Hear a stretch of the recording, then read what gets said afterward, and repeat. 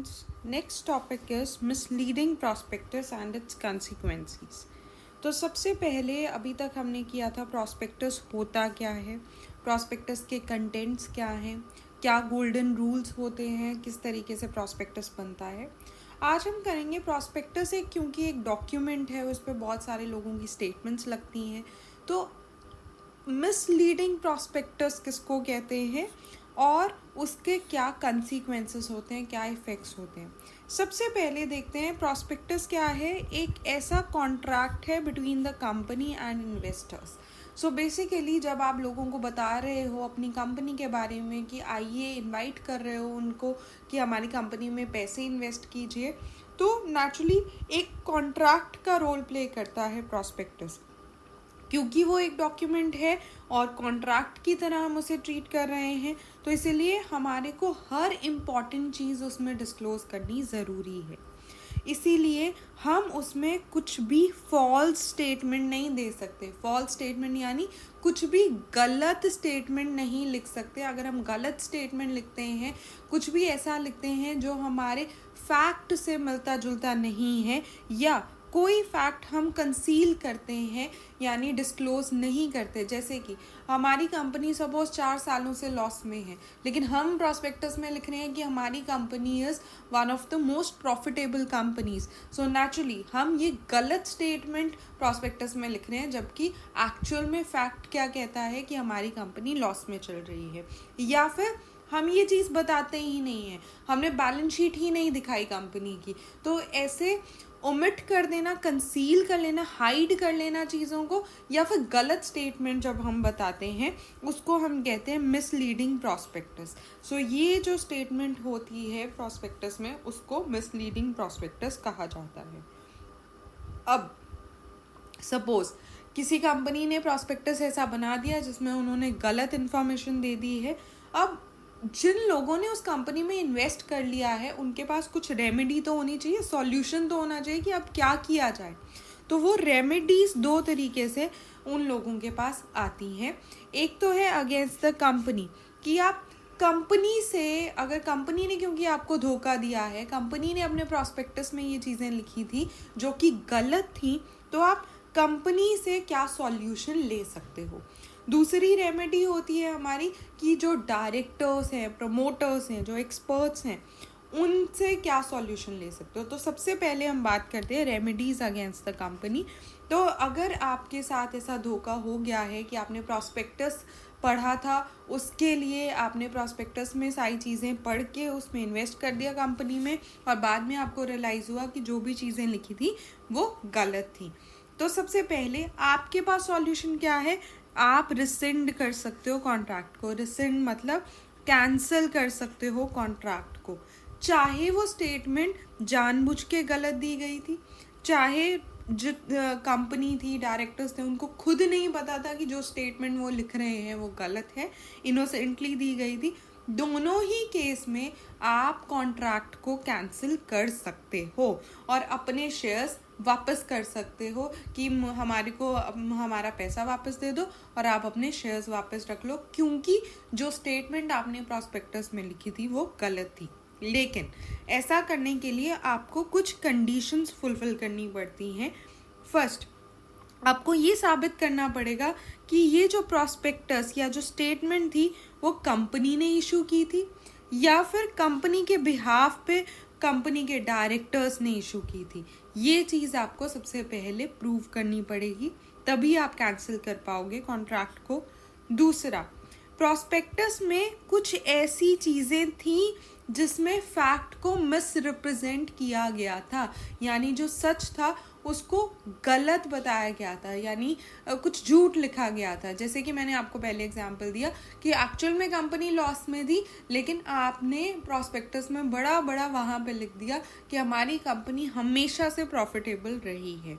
तो ये चीज़, ऐसी कोई स्टेटमेंट आपको प्रूव करनी पड़ेगी कि थी. थर्ड, वो जो मिस स्टेटमेंट थी, वो जो झूठ था, वो मटीरियल था. मटीरियल मतलब बहुत ही इम्पॉर्टेंट था.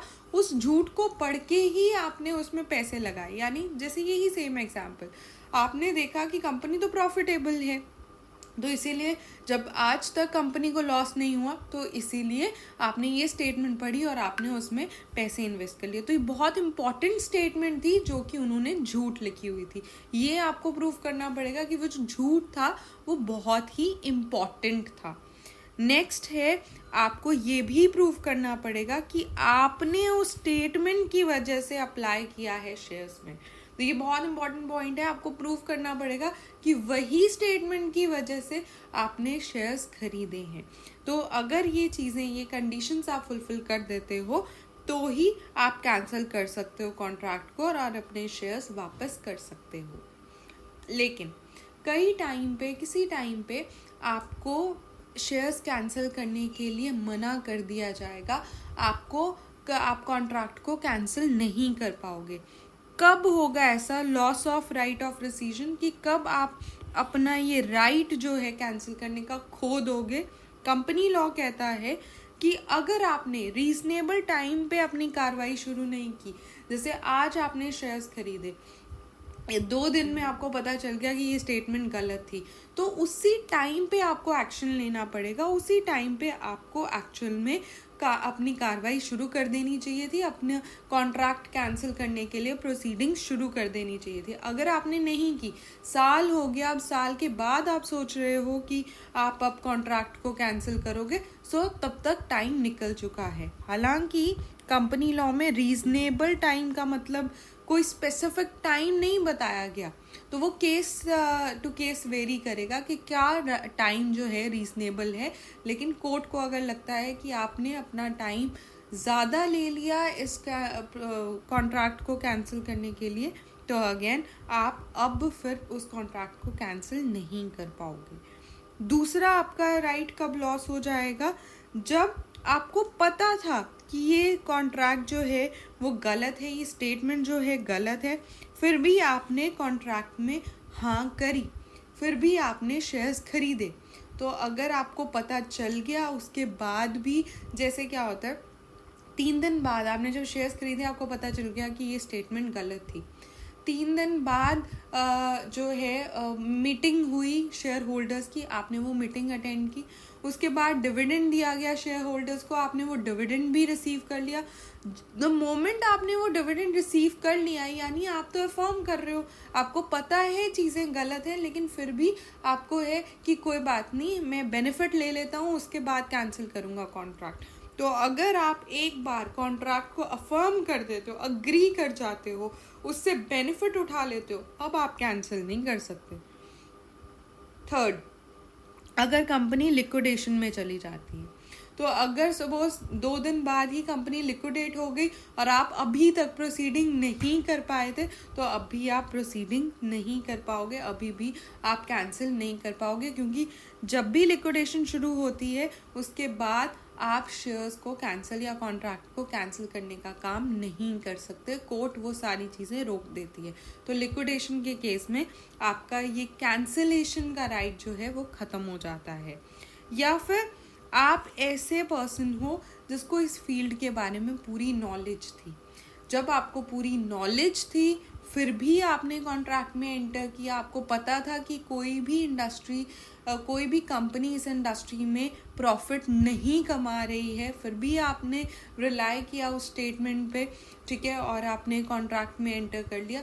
ये अब आपकी गलती है, क्योंकि आप उसी फील्ड के थे, आपको पता था कि ऐसा होना नामुमकिन है, तो भी आप कॉन्ट्रैक्ट में एंटर करें। अब आप कॉन्ट्रैक्ट को कैंसिल नहीं कर सकते सेम वजह के लिए, ठीक है। तो इस टाइम पे आपका राइट ऑफ डिसीजन लॉस हो जाएगा। सेकंड है क्लेमिंग डैमेजेस फॉर फ्रॉड। दूसरा, आप कंपनी से क्या कर सकते हो, जो भी आपके डैमेजेस हुए हैं उसको क्लेम कर सकते हो कि आपके साथ धोखा हुआ है, फ्रॉड हुआ है, ठीक है, तो इसीलिए आपको पैसे वापस चाहिए। इनफैक्ट जो आपके साथ धोखा हुआ है, जो डैमेज आपका हुआ है, उसका जो है कंपनसेशन आपको चाहिए, तो वो भी आप कंपनी से ले सकते हो। कैसे लोगे? बाय वे ऑफ इंटरेस्ट, कि जितनी देर मैंने अपनी इस कंपनी में पैसा इन्वेस्ट किया उतना, क्योंकि फ्रॉड था ये चीज़, ठीक है, आपने गलत स्टेटमेंट दी थी, अगर स्टेटमेंट सही होती तो मैं इस कंपनी में इन्वेस्ट नहीं करता। तो नेचुरली आप क्या करोगे, इंटरेस्ट मांगोगे कंपनी से कि उतने टाइम पीरियड के लिए मुझे जितना भी मेरा इंटरेस्ट बनता था वो सारा इंटरेस्ट मुझे वापस मिल जाना चाहिए, क्योंकि कंपनी फ्रॉड कर रही थी। इसके लिए क्या ज़रूरी है, आपको प्रूव करना पड़ेगा कि कुछ ऐसी मिसस्टेटमेंट थी, कुछ फॉल्स इंफॉर्मेशन जो है प्रॉस्पेक्टस में गिवन थी, और वो जानबूझ के दी गई थी इंफॉर्मेशन। डायरेक्टर्स को या कंपनी को पता था कि वो गलत इंफॉर्मेशन दे रहे हैं, फिर भी उन्होंने वो इंफॉर्मेशन लिखी, और उस इंफॉर्मेशन के कारण मुझे लॉस हुआ, मेरे साथ फ्रॉड हुआ। दूसरा, उसी इंफॉर्मेशन को पढ़ के ही आपने ये शेयर्स खरीदे, तो तभी आप बता सकते हो कि आपके साथ फ्रॉड क्यों हुआ, क्योंकि वही स्टेटमेंट पे आपने रिलाई किया था, इसीलिए आपने शेयर्स खरीदे थे, और इसी वजह से आपको आपके साथ फ्रॉड हुआ है और आप अपना डैमेज जो है वो क्लेम करना चाहते हो। लेकिन ये जो क्लेम करने वाली चीज़ है ये आप तभी कर सकते हो जब आपने कॉन्ट्रैक्ट को ख़त्म कर दिया हो, रिसेंड कर दिया हो, यानी कैंसिल कर दिया हो।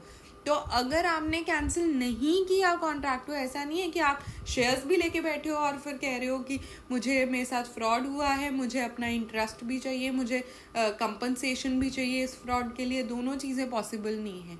आपको शेयर्स वापस करने पड़ेंगे और बदले में आप कंपनसेशन मांग सकते हो कि जितनी देर आपके पास वो शेयर्स थे आप कहीं और से पैसा कमा सकते थे, तो इसीलिए आपको उतनी देर का इंटरेस्ट चाहिए, तभी आप क्लेम कर सकते हो डैमेजेस को। और जिस टाइम पे आपका अगर रिसीजन का, जैसे हमने पिछली स्लाइड में पढ़ा कि लॉस ऑफ रिसीजन, कि आपका राइट जो है कब ख़त्म हो जाता है शेयर्स को कैंसिल करने का, अगर वो लॉस हो चुका है, ठीक है, अगर वो ख़त्म हो चुका है कि अब आप कैंसिल नहीं कर सकते शेयर्स को, तो आप डैमेजेस भी क्लेम नहीं कर पाओगे। ठीक है, तो ये दो चीज़ें हैं कि जब अगर आपके पास आपके साथ कुछ धोखा होता है तो आप कैसे जो है कंपनी से सॉल्यूशन या रेमेडी ले सकते हो।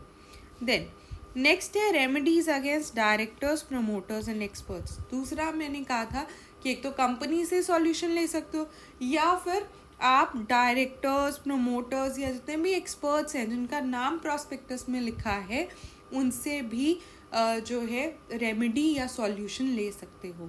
अब ये कब बेसिकली पॉसिबल होता है, जैसे आपने कैंसिल करना था कॉन्ट्रैक्ट पर कंपनी लिक्विडेट होना शुरू हो गई, तो आप कैंसिल नहीं कर पाओगे, तो उस केस में आप डायरेक्टर से पैसे ले सकते हो, प्रमोटर से पैसे ले सकते हो। तो उस टाइम पे क्योंकि आप वो पुरानी कंपनी से रेमेडी नहीं अवेलेबल कर सकते, तो आप डायरेक्टर से सॉल्यूशन लोगे, डायरेक्टर से रेमेडीज लोगे। क्या क्या रेमेडीज अवेलेबल होती हैं यहाँ पे? पहली बात तो ये कि ये रेमेडीज अवेलेबल हैं चाहे आप कॉन्ट्रैक्ट कैंसिल करो चाहे ना करो, दोनों ही टाइम पे आप डायरेक्टर्स, प्रमोटर्स और एक्सपर्ट से कुछ ना कुछ अपने डैमेज के लिए वापस ले सकते हो, सॉल्यूशन ले सकते हो। अब यहाँ पे सबसे मेन चीज़ क्या है कि यहाँ पे आपको कॉन्ट्रैक्ट कैंसिल करने की ज़रूरत नहीं होती। देन ये रेमेडीज उस टाइम पे ली जाती हैं, जैसा मैंने आपको बताया कि जब कंपनी लिक्विडेट होना शुरू हो गई है, अब आप कैंसिल तो कर नहीं सकते कॉन्ट्रैक्ट, तो आप डायरेक्टर्स, प्रमोटर्स इनको लायबल कर सकते हो। अब इनकी लायबिलिटी किस तरीके से होती है? दो तरीके की लायबिलिटी है, सिविल लायबिलिटी और criminal liability. Civil liability section 35 में गिवन है कंपनीज एक्ट के। इसके अकॉर्डिंग अगर आपको, क्योंकि आपने डैमेज सफ़र किया है, लॉस हुआ है आपको, ठीक है, क्योंकि, और लॉस क्यों हुआ है, क्योंकि प्रॉस्पेक्टस में एक ऐसी स्टेटमेंट दी गई थी जो फॉल्स थी, तो चाहे वो जानबूझ के दी गई हो चाहे वो इनोसेंटली दी गई हो, दोनों ही केस में क्योंकि आपको डैमेज हुआ है। डायरेक्टर्स की हो सकता है कि इंटेंशन वो नहीं थी फ्रॉड करना, उनको खुद नहीं पता था जो स्टेटमेंट वो लिख रहे हैं वो गलत है, लेकिन स्टिल उस स्टेटमेंट की वजह से आपको तो लॉस हुआ है, तो इसीलिए आप क्या कर सकते हो, आप इसमें कंपनसेशन ले सकते हो कि जो आपको लॉस हुआ है उसको कंपनसेट करेगा डायरेक्टर, एक्सपर्ट या प्रमोटर, ठीक है, आपको पैसे वापस करेगा। पैसे कितने वापस होंगे? सारे के सारे पैसे वापस नहीं होंगे, सिर्फ जितना डैमेज आपने सफ़र किया है, जितना लॉस आपने सफ़र किया है, वही लॉस जो है उतना पैसा आपको वापस मिल जाएगा। और वो लॉस क्या होगा, जितनी अमाउंट आपने पे की थी और जितना अलॉटमेंट के टाइम पे वैल्यू था शेयर का, तो इन दोनों का डिफरेंस जो होगा वो आपको पैसे मिल जाएंगे। तो सपोज 100 रुपये आपने पे किए थे और अलॉटमेंट के टाइम पे सिर्फ 50 रुपये का शेयर रह गया था, तो अगेन 50 रुपीज़ आपका लॉस हुआ, डैमेज हुआ। तो ये आप डायरेक्टर, प्रमोटर या एक्सपर्ट से वापस ले सकते हो। ये होती है हमारी सिविल लाइबिलिटी। नेक्स्ट, अब ये जो सिविल लाइबिलिटी है, जो कंपनसेशन आपने लेना है, ये आप कौन से लोगों से ले सकते हो। सबसे पहले जो उस टाइम पे जब प्रॉस्पेक्टस इशू किया गया था डायरेक्टर्स थे, आप उनको लायबल कर सकते हो, उनसे पैसा ले सकते हो। या कोई भी ऐसा पर्सन जिसका नाम प्रॉस्पेक्टस में लिखा है, या जितने भी प्रमोटर्स हैं, उन सब से आप पैसे क्लेम कर सकते हो। हाँ, बहुत इम्पॉर्टेंट चीज़ है कि इस टाइम पे आप ऑडिटर, लीगल एडवाइज़र से पैसा नहीं ले सकते, क्योंकि अभी इन्होंने स्टेटमेंट कुछ गलत नहीं लिखी थी, इनकी अलग स्टेटमेंट थी, ठीक है। अगर ऑडिटर ने भी कुछ ऐसा लिखा था जिसमें स्टेटमेंट में वही अनट्रू स्टेटमेंट थी, जो फॉल्स स्टेटमेंट थी, ठीक है, कुछ गलत लिखा गया था, तो आप ऑडिटर को क्लेम कर सकते हो कि हमारे को डैमेज के पैसे चाहिए। अदरवाइज आप सिर्फ डायरेक्टर और जितना भी जिन लोगों का नाम प्रॉस्पेक्टस में है और प्रमोटर का, ठीक है, उनसे ही कंपनसेशन ले सकते हो। ऑडिटर और लीगल एडवाइजर से सिर्फ तब लोगे जब इनकी स्टेटमेंट में कुछ अनट्रू होगा। अब ऐसा नहीं है कि आपने सोच लिया और बस आप कंपनसेशन के लिए अप्लाई कर दोगे।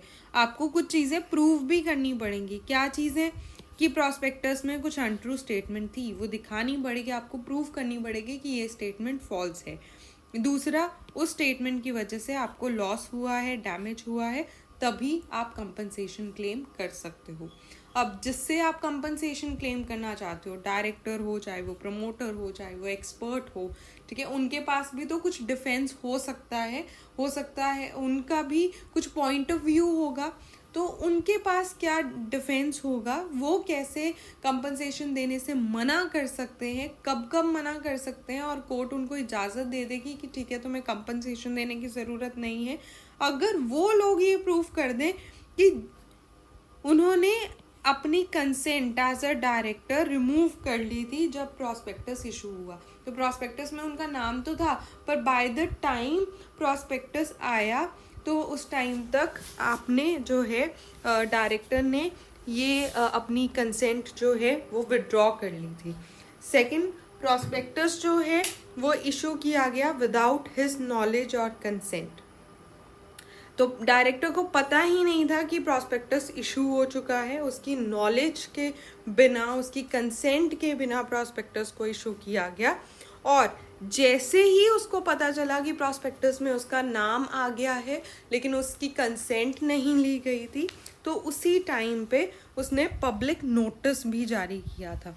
तो ये चीज़ें अगर डायरेक्टर शो कर देता है, और इसके अलावा अगर डायरेक्टर ये भी बता देता है कि उसको लगा था ये स्टेटमेंट ट्रू है, उसके नज़रिए में ये स्टेटमेंट सही थी, उसने गवर्नमेंट पब्लिकेशन से वो डेटा लिया था, ठीक है, कुछ कहीं से वो डेटा उठाया था और इसीलिए वो स्टेटमेंट लिखी थी, तो भी डायरेक्टर को या प्रमोटर को या जो एक्सपर्ट्स हैं उनको कंपनसेशन देने की ज़रूरत नहीं पड़ेगी। नेक्स्ट है क्रिमिनल लायबिलिटी। क्रिमिनल लायबिलिटी होता है जब एक्चुअल में आप ये प्रूव करवा देते हो कि जो डायरेक्टर्स हैं या प्रमोटर्स हैं, इन्होंने जानबूझ के वो स्टेटमेंट लिखी, इनको पता था कि वो स्टेटमेंट गलत है, स्टिल इन्होंने वो स्टेटमेंट लिख दी जो अनट्रू थी, जो फॉल्स थी। सो उस टाइम पे फॉल्स स्टेटमेंट अगर आपने जानबूझ के लिखी है और इस वजह से कितने लोगों का नुकसान हुआ है पैसे का, तो उनकी क्रिमिनल लायबिलिटी बनती है। क्रिमिनल लायबिलिटी का मतलब क्या है कि एक तो आपको फ़ाइन देना पड़ेगा, दूसरा आपको जेल भी हो सकती है। सबसे पहले बात करते हैं जेल की।